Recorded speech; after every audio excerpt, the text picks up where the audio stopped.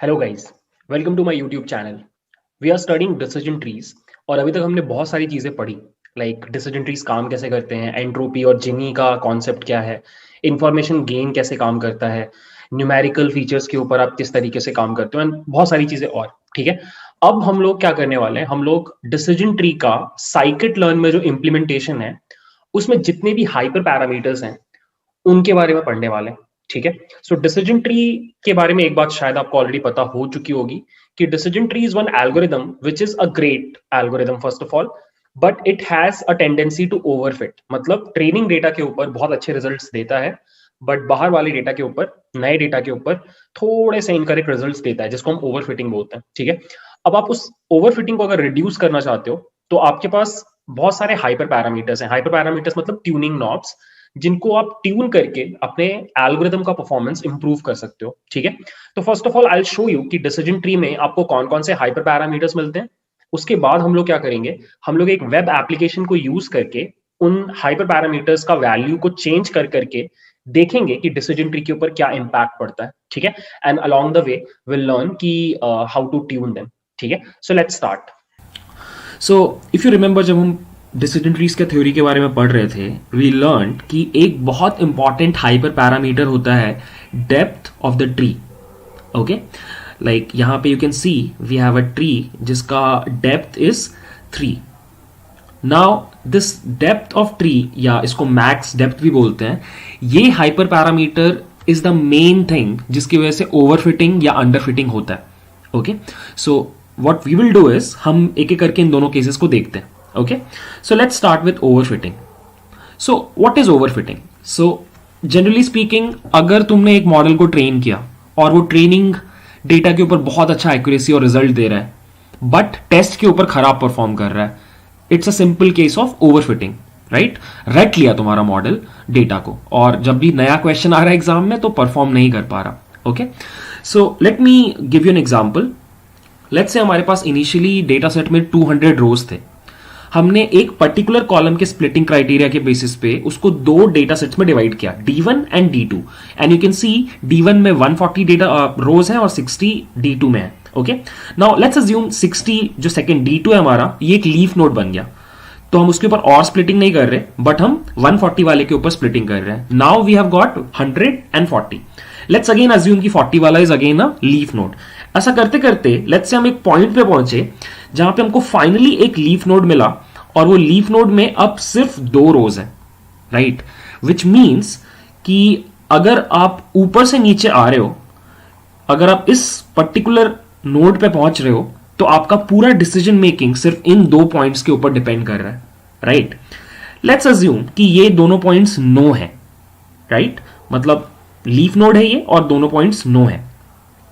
अब इसका मतलब कोई भी नया पॉइंट अगर ये कंडीशन सेटिस्फाई करके इसमें घुसा, उस ये सेटिस्फाई करके इसमें घुसा, और ऐसे करते करते इवेंचुअली इस पे पहुंचा, इट मींस आप उसको लेबल करोगे एज नो, बिकॉज आपके पास डेटा ही वही है।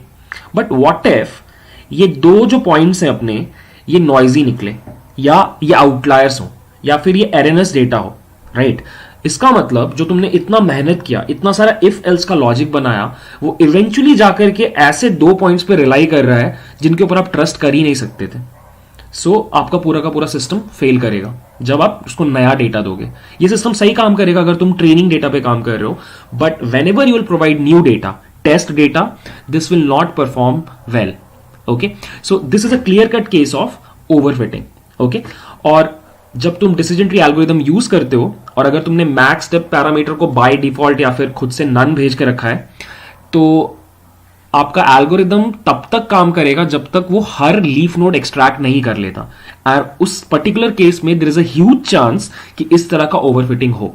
Okay, in fact let me show you this entire thing in a geometrical scenario, या मैं आपको इसका ज्योमेट्रिकल इंट्यूशन देता हूं। So same thing. Okay, so you can see हमारे पास 2 एक्सिस पे हमने अपने डेटा को प्लॉट कर लिया है। राइट, अब डिसीजन ट्रीज बेसिकली करते क्या है, हमने डिस्कशन कर लिया था ज्योमेट्रिक इंट्यूशन के टाइम पे, कि they basically split your data by drawing parallel lines to the axis, या इनको हाइपर प्लेन्स भी बोलते हैं हायर डायमेंशंस में। राइट, तो लेट्स से हमारे डेटा में हमने ये पॉइंट, ये एक्स एक्सिस के बेसिस पे हमने ये स्प्लिट मारा। लेट्स से हमने एक और स्प्लिट मारा फिर से एक्स एक्सिस के बेसिस पे, राइट। फिर हमने एक और स्प्लिट मारा on the basis of Y axis, right. Similarly हम ऐसा करते जा रहे हैं और यू कैन सी हम जब तक हमको रोका नहीं जा रहा, हमें लास्ट तक जाना है, तो हम स्प्लिट मारते जा रहे हैं, right, parallel to axis, parallel to axis.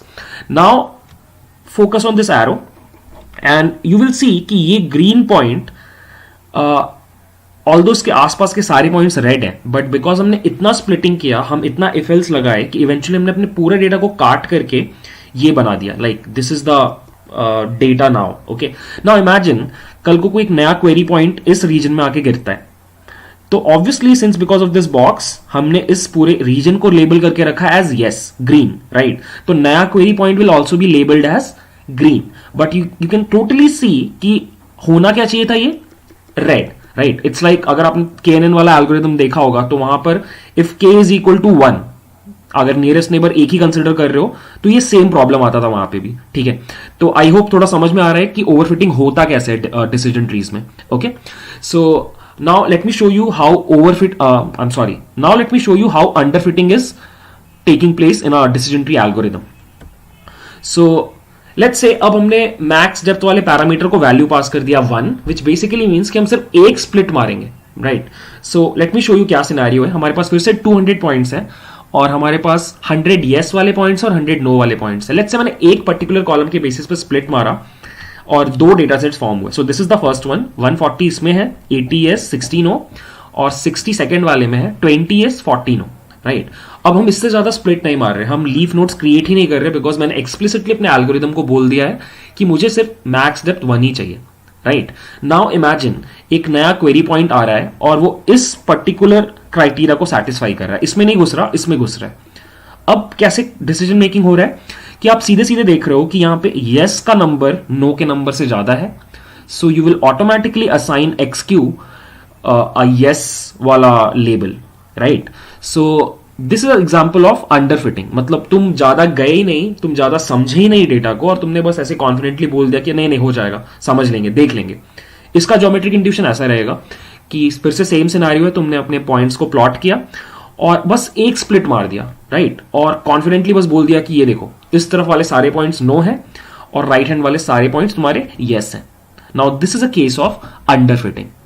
Okay, so now you have to just make sure कि तुमको ना अंडर फिटिंग करना है ना तुमको ओवर फिटिंग करना है, और ये तुम हैंडल कैसे करोगे? By tuning the parameter, hyper parameter max depth. Max depth का वैल्यू अगर बहुत कम रख दिया अंडर फिटिंग हो जाएगा, बहुत ज्यादा रख दिया या रखा ही नहीं तो ओवर फिटिंग का चांसेस है। So I will tell you कि कैसे तुम ऑप्टिमम पैरामीटर सेट करते हो, but before that I would like to show you a real world example जहां पे तुम सच में देख पाओगे कि अंडर फिटिंग और ओवर फिटिंग हो रहा है। So this is the code, मैंने यहाँ पे बस लाइब्रेरीज को इंपोर्ट किया एंड आई होप तुमको KNN वाले लेक्चर से मैश ग्रिड से याद है। सो मैंने कुछ नहीं किया, मैंने एक मैश ग्रिड फॉर्म किया है और उस मैश ग्रिड के हर पॉइंट को मैंने अपने क्लासीफायर के अंदर भेजा, तो वो या तो येस बोलेगा या तो नो बोलेगा। और बाय द वे हम अभी भी वो सोशल नेटवर्किंग एड्स वाले डेटा सेट पे ही काम कर रहे हैं, ठीक है। So this is my function. अब इस फंक्शन को सिर्फ एक पैरामीटर चाहिए, मैक्स डेप्थ। ओके, सो सी, अगर मैं यहां पर एनालाइजर फंक्शन में मैक्स डेप्थ का वैल्यू भेजता हूं नन, विच मीन्स मैं एल्गोरिथम को बोल रहा हूं कि I am not setting any value for max depth, तुमको जितना करना है उतना करो, तुम सारे लीफ नोड्स एक्सट्रैक्ट करो। तो यू विल नोटिस कि we are getting a graph like this. You can see कि ये क्लियर कट केस है ओवरफिटिंग का, राइट। मतलब ये ट्रेनिंग डेटा पे बहुत अच्छा काम कर रहा है, बट टेस्ट डेटा पे ये डेटा सही से काम नहीं करेगा। So you can totally see about this blue point, like totally surrounded by yellow points, yet it is classified as a blue point. इसका मतलब इस रीजन में अगर कोई पॉइंट आके गिरता है फ्यूचर में, हम उसको ब्लू बोल देंगे, बट वो होना क्या चाहिए था? It should have been labelled as yellow. Similarly this region चारों तरफ से येलो है, but because of these 3 points हमने ये पूरा का पूरा रीजन को ब्लू बोला। So same for these yellow points, right. So you can totally see कि सिंस हमने कुछ मैक्स डेप्थ प्रोवाइड नहीं किया, एल्गोरिथम एकदम इफ एल्स निकालता चला गया, डेटा को और कट करता चला गया into a very small, into multiple smaller reasons, और उसकी वजह से ओवरफिटिंग का चांस बहुत हाई है, right. Now let me show you, अगर मैं सिर्फ 1 भेजूं, मतलब मेरे को सिर्फ एक स्प्लिट चाहिए, तो क्या होगा? सी, ये रहा, ये क्लियर कट अंडर फिटिंग का चांस है, केस है, because you can totally see there are so many yellow points on the left side and yet they are labelled as blue points and vice versa, right? अगर तुम एक split और मारो, let's say 2 करके देखो, ये देखो, अब स्प्लिटिंग कुछ ऐसा हुआ। अभी भी ऑप्टिमम केस नहीं लग रहा। अगर हम 3 करें, अभी भी कुछ खास चेंज नहीं आया। Let's do 4। या दिस सीम्स मच बेटर, मतलब this seems like an optimum value, because ये 3-4 पॉइंट्स है बट वो बहुत स्पार्स है, तो उसने इसको येलो ही कंसिडर किया है। और बाकी जगह पे जहां पे भी उसको रीजन में ज्यादा लाइक डेंसिटी मिल रहा है पॉइंट्स का, तो वो करेक्टली लेबल कर रहा है। एक और ट्राई करते हैं 5, and even this seems good, right? बस ये वाला कुछ पॉइंट्स में ओवरफिटिंग आने लग गया। तो अगेन हम मैनुअली भी करके देख सकते हैं कि क्या सही है, but imagine if it's a big data और ये तो सिर्फ 2D है, मतलब हम इसको आराम से देख पा रहे हैं। What if there are tens of columns, तो कैसे करोगे, राइट? सो उसका technique will discuss in the next video कि how to select an optimum value of max depth. But for now it would be great अगर तुम ये same code अपने machine पे एक बार चला के देखो। It would give you a lot of perspective about decision trees and how they work. So guys, this is the documentation for scikit-learn का decision tree implementation, and you can see यहाँ पे बहुत सारे parameters हैं, criteria, splitter, max depth, min sample split, minimum sample leave, बहुत सारे आपके examples हैं। हम सब कुछ नहीं देखने वाले, because to be honest आप हर चीज को यूज नहीं करते हो।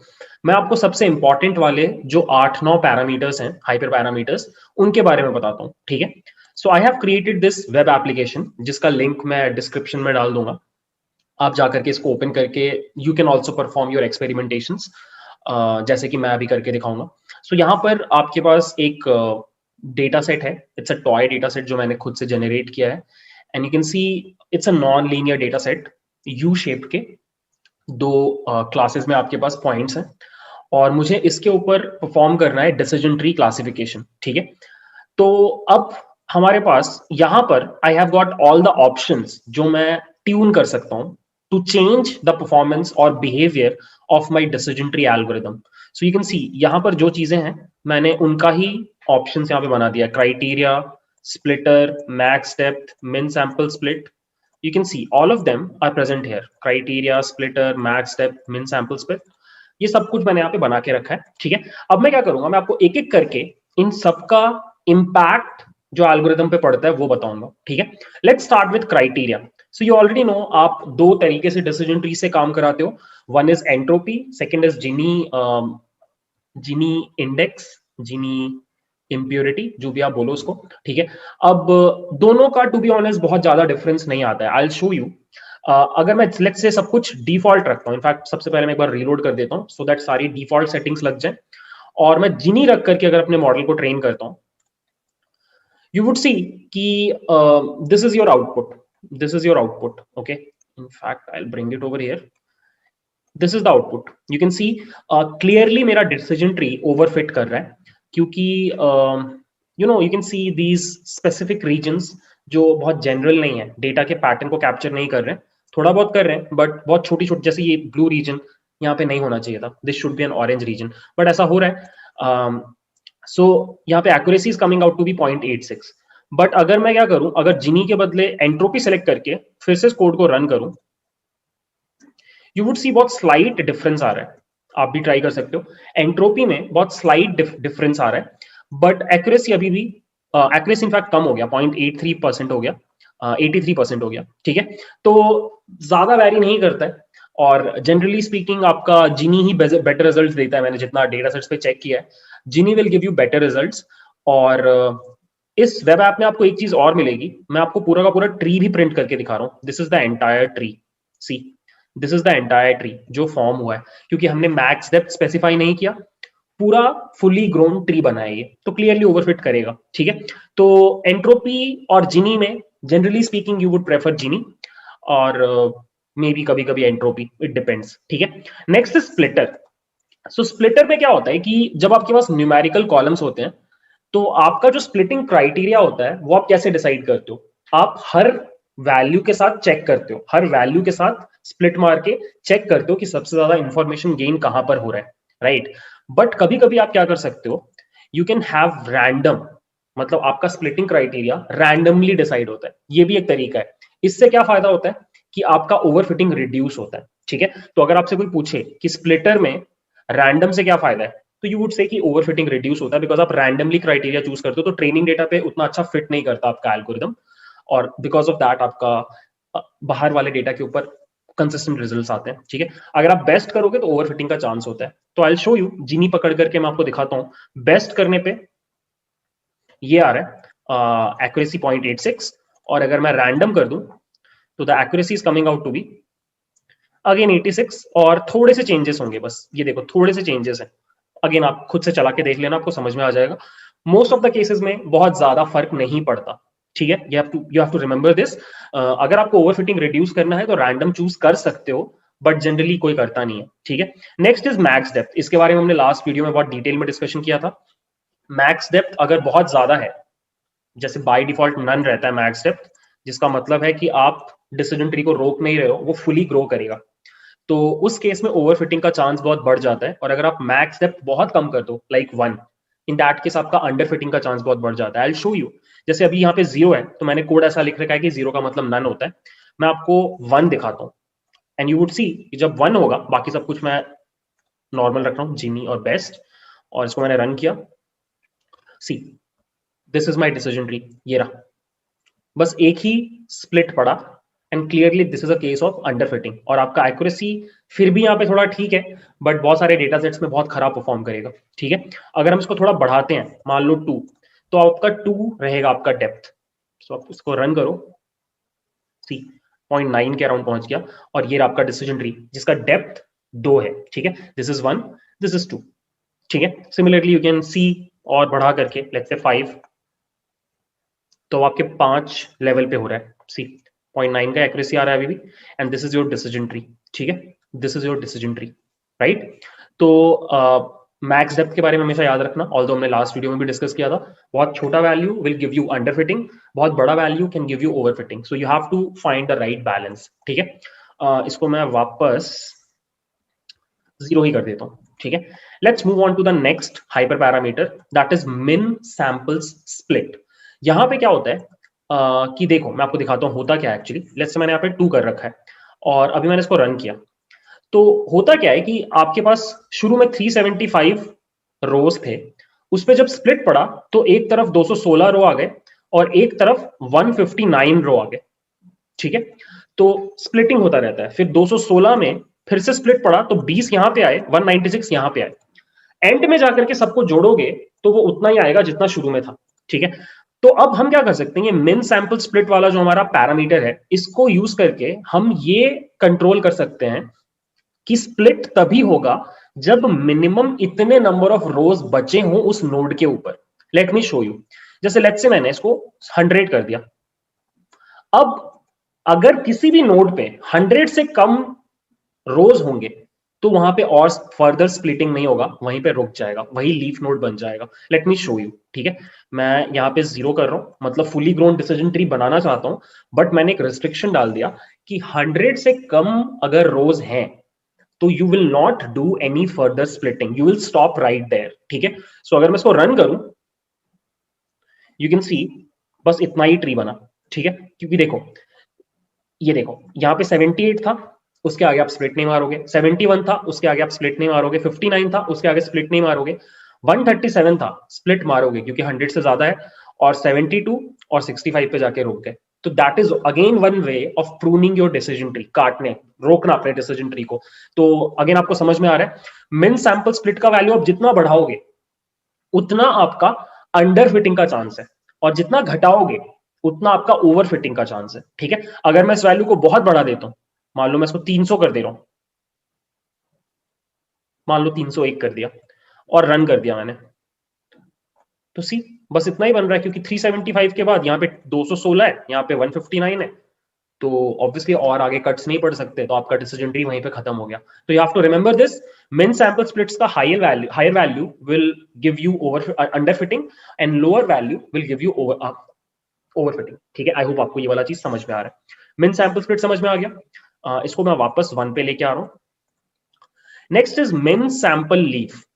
तो यहां पे क्या होता है कि आप लीफ नोड पे जब आते हो तो आप एक क्राइटेरिया सेट कर सकते हो कि लीफ नोड में अगर इतने नंबर ऑफ रोज नहीं हुए तो आप स्प्लिट करने ही नहीं दोगे। Late me show you. Let's say मैंने इसको 100 कर दिया,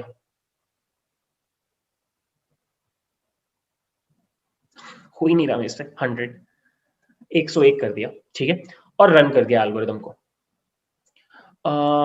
कुछ बग है इसमें, लास्ट टाइम भी ऐसा कुछ हुआ था। मैंने इसको 100 कर दिया और रन एल्गोरिदम पे क्लिक कर दिया, एंड यू कैन सी अब ये वाले पे और स्प्लिट नहीं पड़ेगा। सी, इस पे और इस पे और ज्यादा स्प्लिट नहीं पड़ सकता, क्योंकि जब आप इसके ऊपर अब कभी भी स्प्लिट मार के नीचे जाओगे तो वो जो लीफ बनेगा उस लीफ में कभी भी 100 आपके रोज नहीं हो सकते।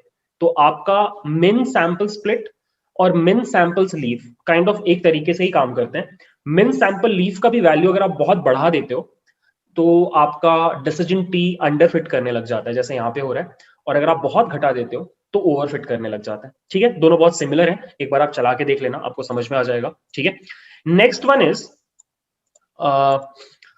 Max features. सो आप क्या कर सकते हो, आप कभी कभी ये भी कंट्रोल कर सकते हो कि आप अपने डिसीजन ट्री को कितने कॉलम्स देना चाहते हो काम करने के लिए। ठीक है, सो होता क्या है कि डिसीजन ट्री हर स्टेप में बनता है। Late me show you. अगर मैं यहाँ पे 3 करूं और इसको रन करूं अगर, तो ये डिसीजन ट्री में आप देखो, ये कॉलम 1 के ऊपर यहाँ पे क्राइटेरिया स्प्लिट किया है, यहाँ पे कॉलम 2 पे किया है, यहाँ पे कॉलम 1 पे किया है। तो हर लेवल पे आपके पास दोनों फीचर्स अवेलेबल है, कॉलम 1 भी कॉलम 2 भी। बट अगर आप चाहो तो आप रिस्ट्रिक्ट कर सकते हो किसी भी नोड पे कि एक given number of features he decision trees को मिलेंगे, उससे ज्यादा नहीं मिलेंगे। तो अगर आप एक बहुत हाई डायमेंशनल डेटा के ऊपर काम कर रहे हो और ओवरफिटिंग हो रहा है, तो what you can do is you can reduce the number of columns जो आप डिसीजन ट्री को दे रहे हो। तो होगा क्या, जैसे मान लो आपके पास 100 कॉलम्स थे और आपने मैक्स फीचर्स को हाफ कर दिया, मतलब 50 कॉलम्स दे दिए। तो अब यहां पे जब नोड अपना स्प्लिट मारने जाएगा तो वो 100 फीचर्स में जाकर के इंफॉर्मेशन गेन नहीं निकालेगा, वो सिर्फ 50 के ऊपर निकालेगा जो उसके पास है। ठीक है, अब वो 50 डिसाइड कैसे होंगे, रैंडमली। वो रैंडमली डिसाइड होता है, नोबडी कंट्रोल्स दैट। ठीक है, and the whole idea of doing this is to reduce overfitting. ठीक है, सो मैं आपको दिखाता हूं, मेरे पास 2 ही कॉलम्स है, तो या तो मैं 2 रख सकता हूं या तो 1 रख सकता हूं, मिनिमम 1 तो देना ही पड़ेगा। मैं 1 दे करके आपको दिखाता हूं। सो अगर मैं 1 दे करके दिखाऊं तो यू कैन सी 1 के देने पर ये अपना डिसीजन ट्री बना है। और यहाँ पे आप नोटिस करना कि एक्चुअली कोई फर्क नहीं पड़ेगा, मतलब यहाँ पे कॉलम 1 के ऊपर हुआ, यहाँ पे भी कॉलम 1 पे हुआ, यहाँ पे कॉलम 2 पे हुआ। नाउ यू माइट से कि आप तो बोल रहे हो कि कॉलम कोई एक ही यूज होगा। हाँ, कोई एक ही यूज होगा, बट मतलब रैंडमली डिसाइड हो रहा है ना। इस नोड के पास एक ही कॉलम का ऑप्शन था, बट जब उसने रैंडम सिलेक्शन किया तो कॉलम 2 निकल के आया। ठीक है, तो this is what I am trying to say कि आप हर नोड स्प्लिट पे एक ही कॉलम दे रहे हो और वो एक कॉलम रैंडमली डिसाइड हो रहा है। तो इट कुड बी कॉलम 1 और कॉलम 2, बट दोनों का ऑप्शन उसके पास नहीं है।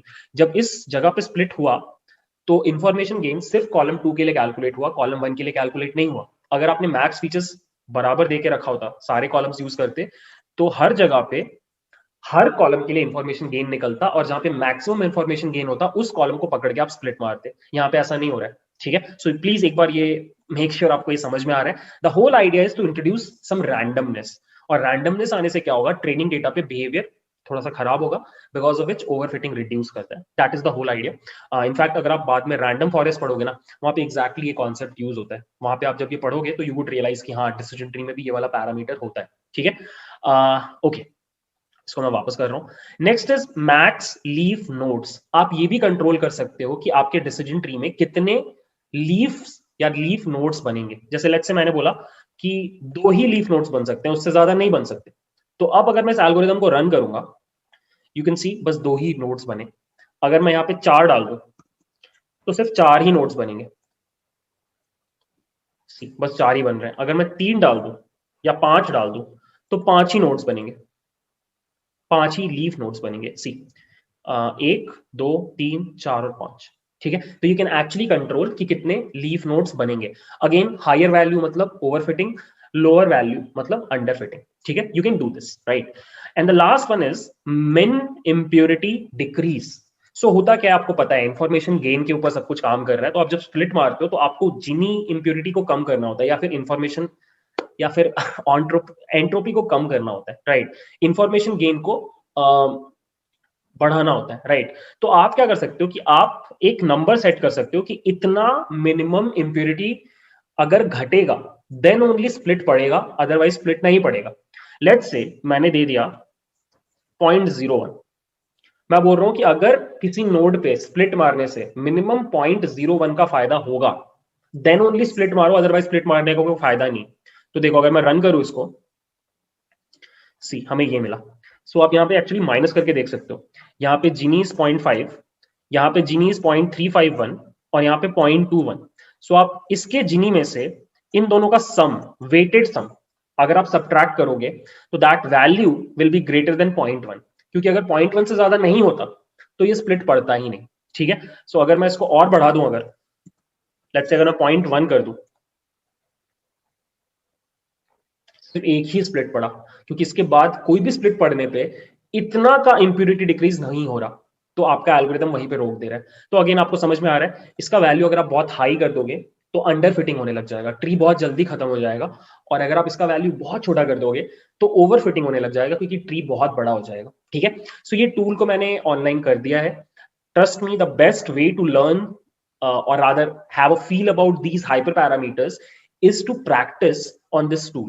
ट्रस्ट मी, मैंने इसीलिए बनाया ये क्योंकि मैं खुद भी सीखना चाहता था, और इसको यूज करने के बाद I got a very intuitive feel about this entire thing, ठीक है। तो डिसीजन ट्री के हाइपर पैरामीटर्स गाइस बहुत इंपॉर्टेंट होते हैं। क्यों होते हैं मैं आपको बताता हूँ, क्योंकि डिसीजन ट्री से रैंडम फॉरेस्ट बनता है, डिसीजन ट्री से बैगिंग होता है, डिसीजन ट्री से ग्रेडियंट बूस्टिंग होता है, और उन सभी जगहों पे आपको पता होना चाहिए कि डिसीजन ट्री के कौन से हाइपर पैरामीटर्स को कैसे ट्यून करने पे क्या रिजल्ट आता है। तो that is why decision tree के ऊपर आपको थोड़ा एक्स्ट्रा फोकस करने की जरूरत है, ठीक है। तो या that's it for the video. I hope you liked it, and guys if you like the video, if you like the effort I'm trying to put here, please consider subscribing. That would be great. It motivates me, okay? So yeah, that's it. Thanks for watching. We'll meet in the next video. Bye.